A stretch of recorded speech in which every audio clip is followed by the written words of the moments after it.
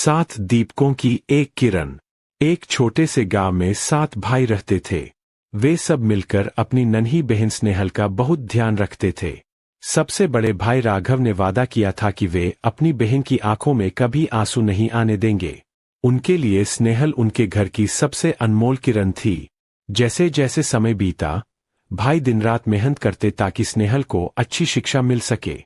राघव और दूसरे बड़े भाई माधव खेतों में कड़ी धूप में काम करते थे। वे अपनी जरूरतों को मार देते थे ताकि स्नेहल के लिए नई किताबें और कपड़े ला सके। स्नेहल पढ़ने में बहुत होशियार थी। उसका सपना शहर जाकर डॉक्टर बनने का था। एक शाम उसने अपने तीसरे भाई आदित्य को अपनी यह इच्छा बताई।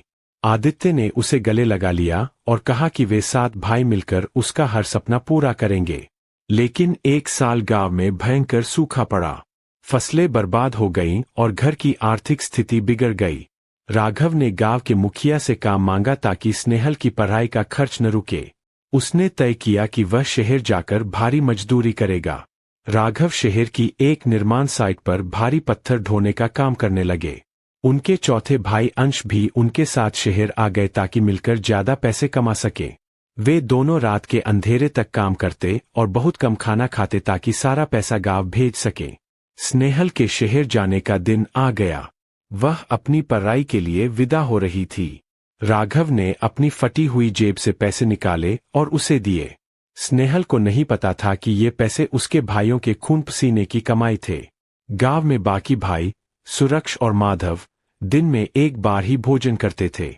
वे स्नेहल को लिखे पत्रों में हमेशा यही लिखते कि वे सब बहुत खुश हैं और खूब मजे कर रहे हैं। वे नहीं चाहते थे कि उनकी बहन पढ़ाई छोड़कर वापस आए। कई साल बीत गए। स्नेहल अब एक कामयाब डॉक्टर बन चुकी थी। वह अपने भाइयों को सरप्राइज देने के लिए अचानक गांव लौटी। उसने देखा कि गांव में सब कुछ बदल गया था, लेकिन उसके भाइयों का प्यार अब भी वैसा ही था। जब स्नेहल घर पहुंची, उसने राघव के हाथों को देखा। वे पत्थर ढोने की वजह से सख्त और जख्मी हो चुके थे।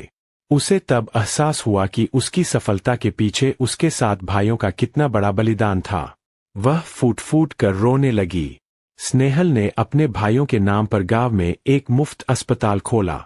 उसने पूरी दुनिया को दिखाया कि भाई बहन का प्यार दुनिया की सबसे बड़ी ताकत है। 7 भाई अपनी बहन की कामयाबी को देखकर गर्व से भर गए।